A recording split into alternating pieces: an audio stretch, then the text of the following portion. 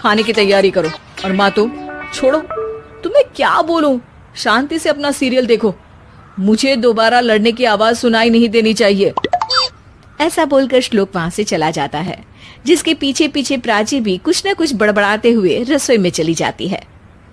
हाँ हाँ, सासू जी को तो कुछ बोलेंगे ही नहीं, बस मुझ पर ही हुक्म चलता है, खाना बनाओ, जैसे मैं इनके घर में खाना बनाने के लिए आई हूँ।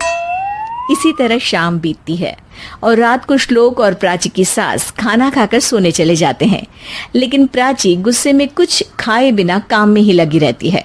इस घर में किसी को घंटा फिक्र नहीं पड़ता, मैं खाऊं या भूखी रहूं।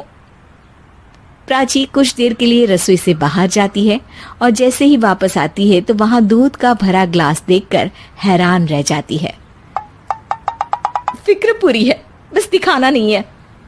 प्राची दूध पीकर सोने चली जाती है और अगली सुबह एक बार फिर सास बहू का कार्टून नेटवर्क स्टार्ट हो जाता है। ये तुमने ही किया है। अरे अजीब जबरदस्ती है, मैं बोल रही हूँ मैंने कुछ नहीं किया। दोनों ने मिलकर पूरे घर को पागल खाना बनाया हुआ है। यहाँ कोई नॉर्मल इंसान तो रह ही नहीं सकता, इसीलिए अब पड़ोसी क्या रिश्तेदार भी घर आने से कतराते हैं। और सुन बेटे, तू भी चंगा, तेरी माँ भी चंगी, तेरी बीवी भी चंगी, रिश्तेदार। हाँ जी, आपको नहीं पता क्या, गंगाधर ही शक्तिमान है, रिश्तेदार ही। हाँ हाँ, बस समझ गया। कभी जानवरों जैसे लड़ेंगी तो कभी जुगलबंदी करेंगी। भाई मैं आप दोनों के बीच में नहीं फंसना चाहता। सास बहू की इस मनमौजी जोड़ी से परेशान होकर श्लोक अपना सिर खुजलाता वहां से चला जाता है। चलो अब मैं भी कीर्तन में जा रही हूँ।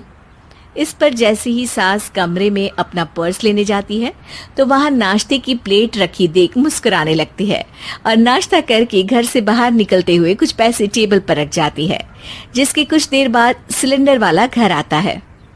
ओ मोरी मैया, मैं सिलेंडर के बारे में तो बिल्कुल भूल ही गई थी। घर खर्च के सारे पैसे भी मम्मी के पास है और श्लोक से बोला तो उल्टा 4 बात सुनाएंगे। प्राची ये सोच ही रही होती है कि अचानक उसका चेहरा चमक उठता है और वो घर में आकर इधर उधर देखने लगती है। तभी उसकी नजर टेबल पर रखे पैसों पर पड़ती है, जिन्हें वो सिलेंडर वाले को दे देती है। ये सब श्लोक देख लेता है। अच्छा बेटे, इतना बड़ा घोटाला, सबके सामने मैं तेरी दुश्मन और पीठ पीछे तेरी मेरी यारी। इस पर श्लोक एक प्लान बनाता है और शाम को सब एक साथ बैठे होने पर बोलने लगता है।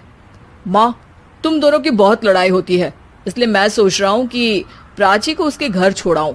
इससे वो भी खुश रहेगी और तुम भी। अचानक श्लोक की ये बात सुनकर सास बहू शौक से उसकी तरफ देखती है। अरे ऐसे कैसे घर छोड़ाओगे, मुझे कहीं नहीं जाना। अरे तुमने बोला नहीं पर मैंने सुन लिया, तुम्हें मम्मी के साथ रहना अच्छा नहीं लगता, मुझे पता है। अरे वाह, अरे जब बहू खुद कुछ काम बोले तो वो तुझे सुनता नहीं, और अब जो इसने बोला ही नहीं वो तू समझ गया। जब उसे नहीं जाना तो फिर जबरदस्ती क्यों कर रहा है? अच्छा, फिर आपको मौसी के घर छोड़ाता हूँ। दूसरे को बाहर वालों की बुरी नजर से बचाने के लिए हमेशा सबके सामने लड़ते थे, लेकिन अकेले में दिक्कत के समय मदद भी तो करते थे। बस हमारा रिश्ता भी कुछ ऐसा ही है। और वैसे भी अगर सास बहू में तू मैं नहीं होती तो दुनिया वालों को कहानियां कैसे मिलेंगी?